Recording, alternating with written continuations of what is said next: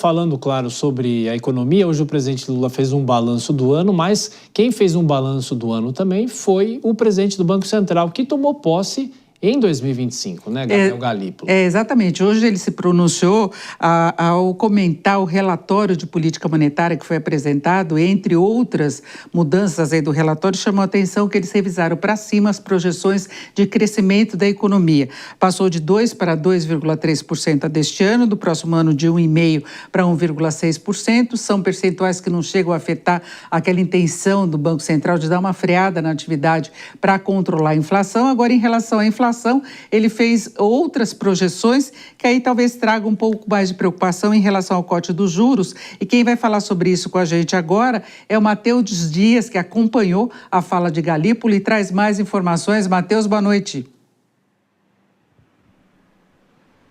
Denise, boa noite para você, boa noite também ao Tiago, a todos que nos acompanham. E se a gente fala de Gabriel Galípolo, a gente não pode falar de outro assunto senão taxa de juros, senão inflação. Afinal, o ano todo foi assim, depois de 11 meses no qual a autoridade monetária estourou o teto da taxa de juros, né, o teto da meta da inflação, aliás, em que faz o país ter uma desaceleração econômica, faz com que Gabriel Galípolo teve que 2 vezes esse ano escrever uma carta ao ministro Fernando Haddad. Gabriel Galípolo, em dezembro, conseguiu fazer a inflação entrar no teto da meta, a 4,46%, o teto da meta que é 4,5%.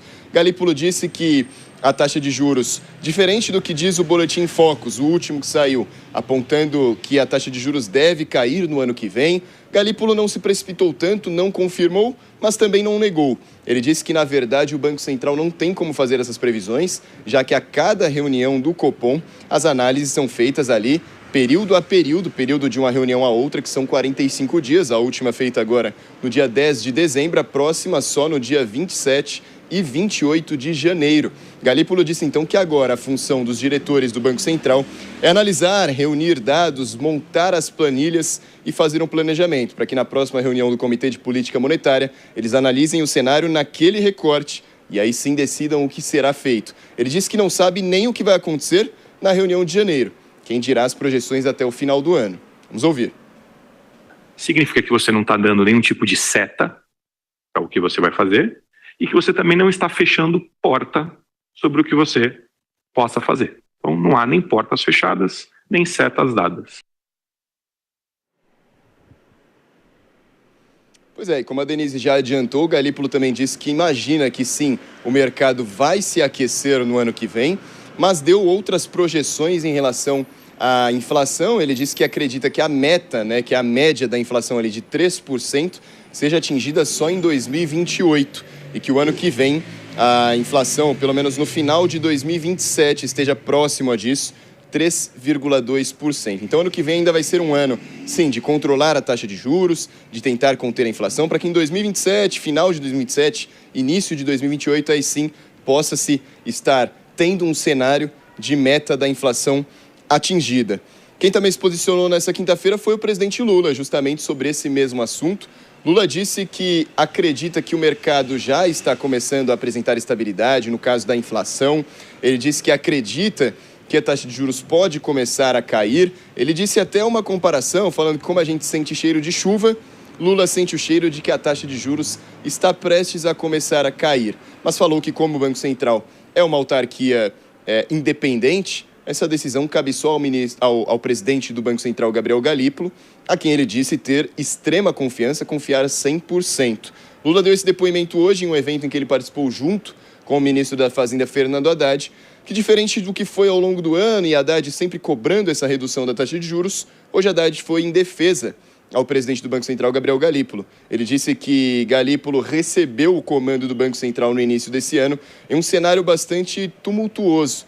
Disse que Galípolo, por conta da gestão anterior, já pegou ali o cenário com uma taxa de juros alta, uma taxa de juros que estava em 13,75% e que isso geraria, ou tinha naquele momento, um cenário de perda de credibilidade e desancoragem econômica. Por isso entende os passos tidos por Galípolo e na mesma toada de Lula falou que confia no presidente do Banco Central, dizendo as seguintes palavras: não tem nenhum problema a Fazenda discutir política econômica com o Banco Central. Isso é absolutamente normal. O que não pode acontecer é interferência, o que, segundo ele, não aconteceu. Agora, Galípolo, neste evento de hoje, ele também, mudando um pouquinho de assunto, mas falando também de outras responsabilidades do Banco Central, ele falou sobre o Banco Master.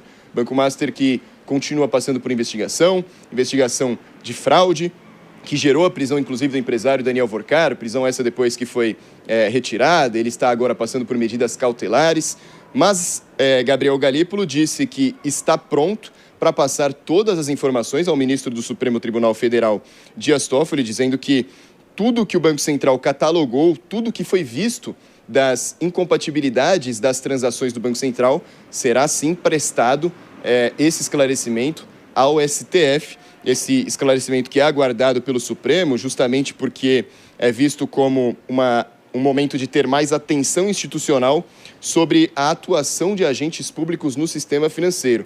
Mas analistas dizem que essa cobrança de Dias Toffoli, já que ele determinou uma série de oitivas em 30 dias sobre o caso, é uma forma de tentar proteger o Banco Central diante de todo esse impacto político e regulatório nesse caso e nessa investigação de fraude do Banco Master. Viu, Tiago e Denise? Exatamente, Matheus. A gente percebeu uma posição muito enfática de Gabriel Galípolo a dizer que está disposto a passar todas as informações para o STF, informações que já foram passadas também para o Ministério Público, que tudo foi guardado, detalhado, todas as conversas, todos os comunicados que justificaram, não é, a intervenção, a liquidação do Banco Master pelo Banco Central. E ele falou que pode ser um processo demorado, então todas essas comprovações têm de dar sustentação ao processo, que segundo ele pode levar 5, 10, 15 anos pelas experiências que já citei do passado. Então, ele quer liberar o Banco Central de qualquer responsabilidade ou envolvimento em supostas operações aí para tentar salvar o Banco Master. Inclusive, o Banco Central foi contra a aquisição pelo Banco de Brasília, pelo Banco Master. Não é? Ele interrompeu essa operação e, na verdade, deixou correr um pouco a conversa para ter mais provas sobre possíveis irregularidades. Então, o Galípolo quer passar todas essas informações agora para o Supremo poder trabalhar melhor com isso.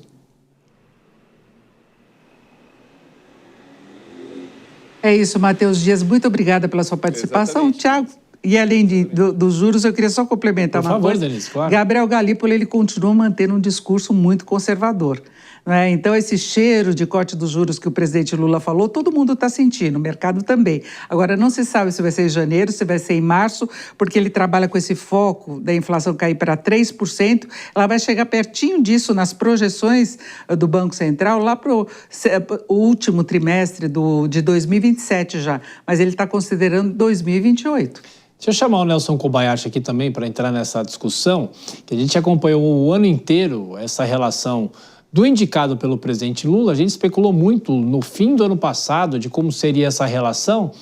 Foi uma relação mais atritosa do que se esperava ou não, Kobayashi? Foi tudo amigos para sempre?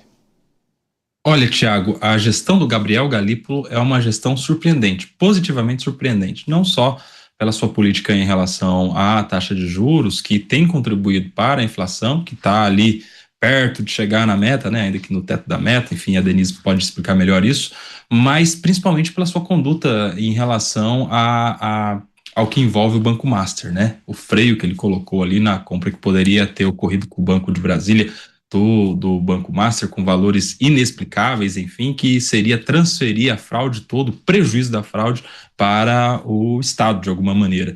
Então, o Galípolo é alguém a ser aplaudido por todos que prezam aí por uma boa política do Banco Central. E foi uma boa aposta do presidente Lula. A questão é que agora o presidente Lula não critica mais o Banco Central, né? Não critica mais aquele cidadão que ocupa a cadeira do presidente da instituição, porque este novo cidadão foi ele mesmo quem colocou, e foi uma aposta que deu muito certo. O Gabriel Galípolo, elogiado não só pela base governista, mas também pelo antecessor. O Campos Neto também faz, sempre que pode, efusivos elogios à gestão de Gabriel Galípolo.